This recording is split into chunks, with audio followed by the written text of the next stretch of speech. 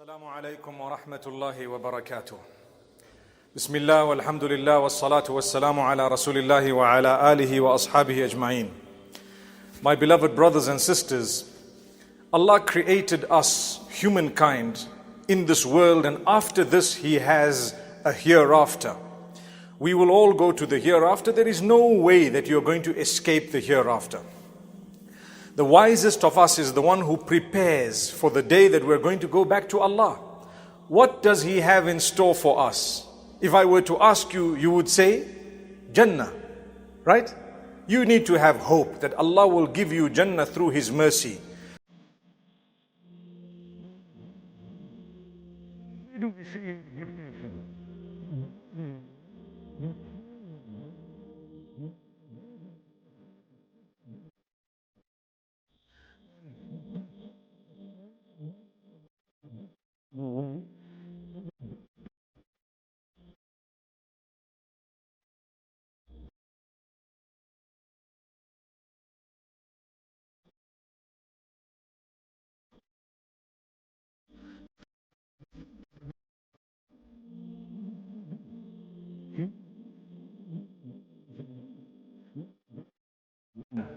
But my brothers and sisters, Allah created us in this world with certain things that He has placed in order to test us. Two of them I want to mention today: khawf and huzn, fear and sadness.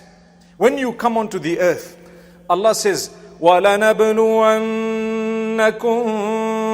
بِشَيْءٍ مِّنَ الْخَوْفِ. Subhanallah. In Surah Al-Baqarah, Allah says, we will definitely indeed test all of you with a little bit of fear. Fear. That's the first thing Allah speaks about. Fear is your first test.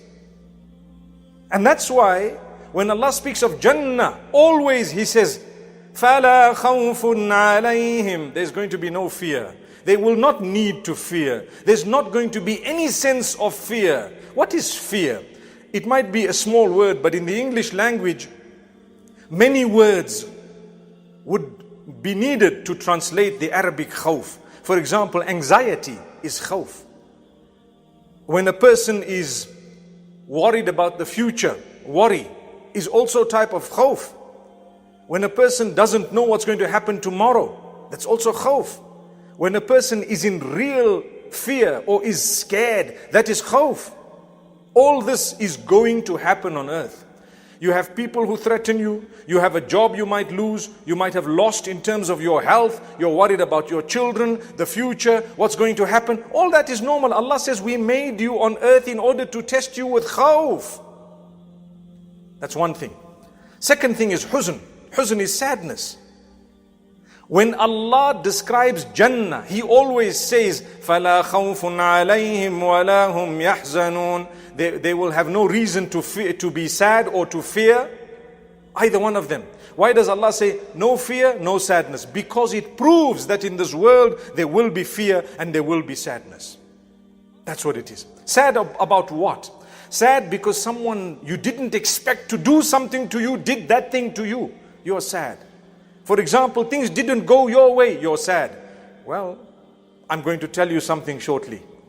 When Allah Almighty is worshipped alone and you understand He is in charge, your sadness goes away. Because you know, Allah did it, there must be some khair in this. There must be some goodness in this. I lost everything, there is goodness. I lost a limb, there is goodness. I lost my life, there is goodness. Allah wanted you to die at a certain point, the age of 26. For example, you're gone. That's not a bad thing. People who are left behind might think it's a bad thing. For as long as you got Jannah, Rabih al-Bay'a. The deal was profitable. Subhanallah. If Allah says, I take you away now, but I give you Jannah, go. It's worth the deal. Allahu Akbar. May Allah grant us ease. It's easy to say it, right? Wait until someone comes and says, let's go.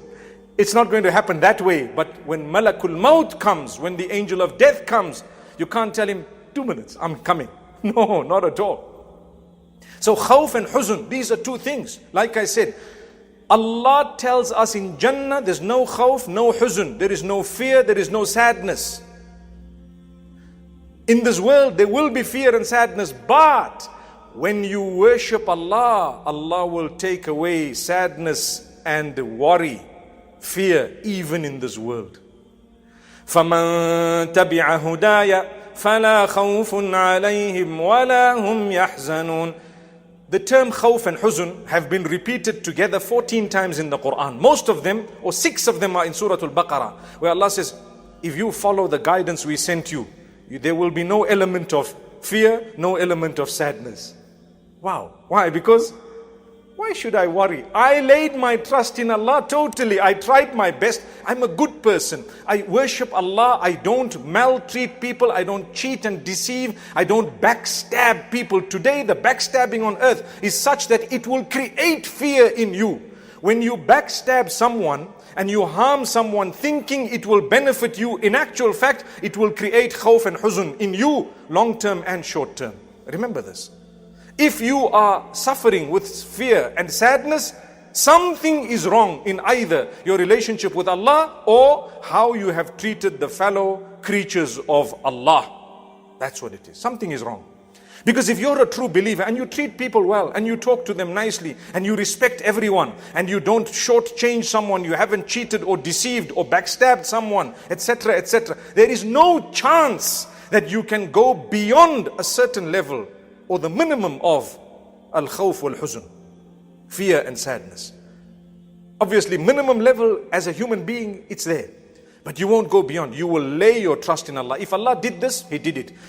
A person's whole factory burnt down and he says, Alhamdulillahi ala kulli hal. What's that? That's his iman. He says, you know what? I suffered a loss, yes.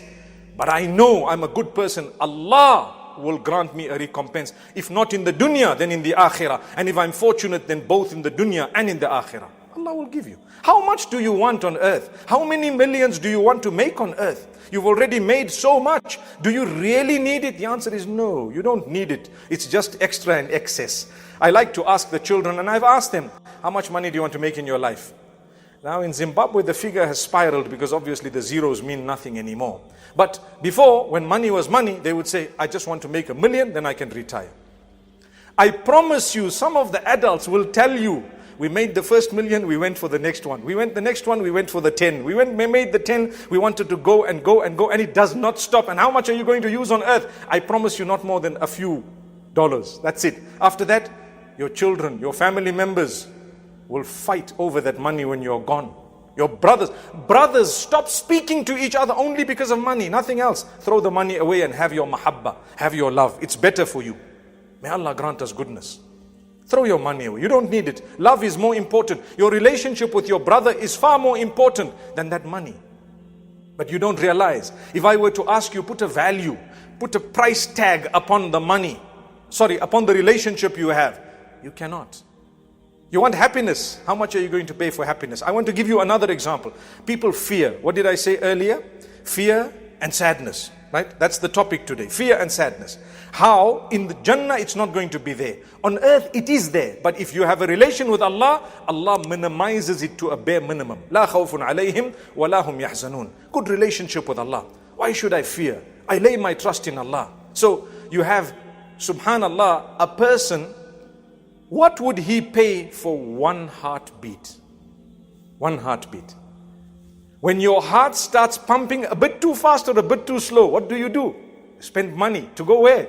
Doctor, specialist, fly off to somewhere, university, in wherever. You fly off here, medical, this, that. If you've got a lot of money, you'll end up in the top hospital in the world. You know why?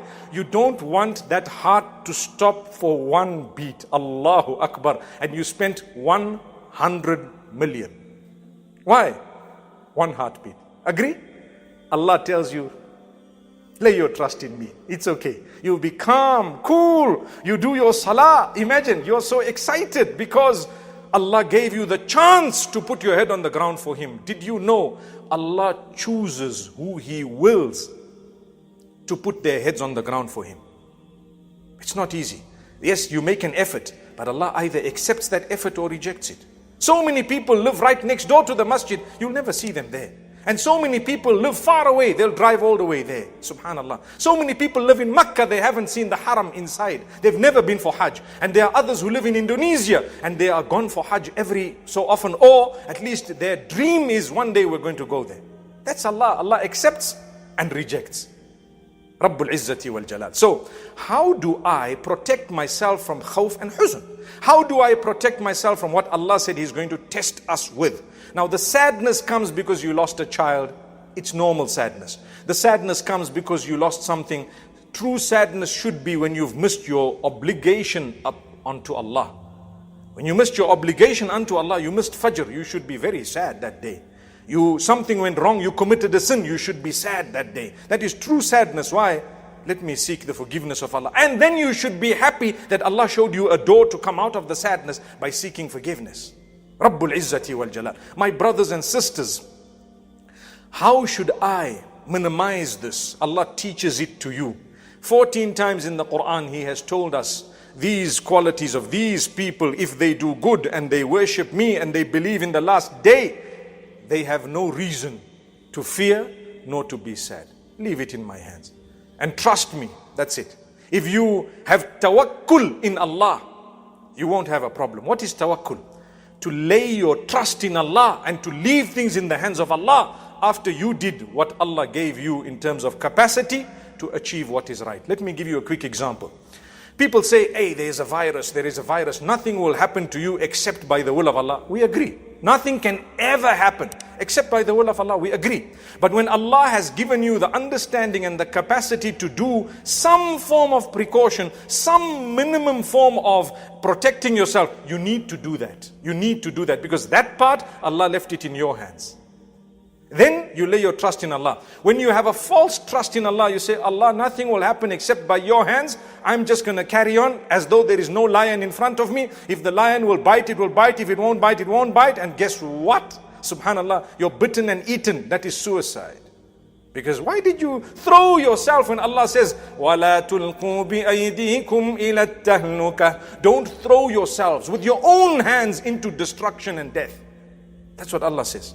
So, I will be in my car, I will close my windows when I'm going to the lion park, and I will make sure I don't misbehave. Then if the lion tears open that roof and mauls the person and eats them up, don't worry. That was always in the taqdeer of Allah in a way that you won't be questioned about it. You played your role and Allah did the rest. But when you did not play your role, then you have to answer to Allah. Why did you pretend like you were a wise crack? That's the word.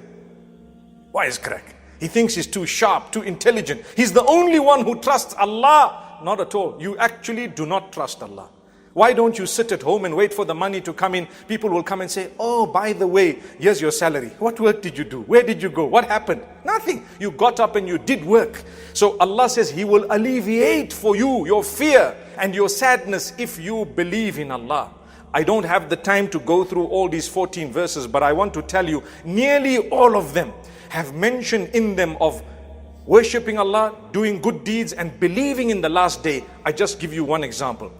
Allah says, Inna alladhina amanu, walladhina hadu, wal nasara, etc., etc. The believers, the mu'mineen, those who were Jewish, those who were Christian, etc., etc. Man amana billahi wal yawmil akhir, whoever believed in Allah and the last day, wa amila salihan, and did good deeds, fala khawfun alayhim wa lahum yahzanun.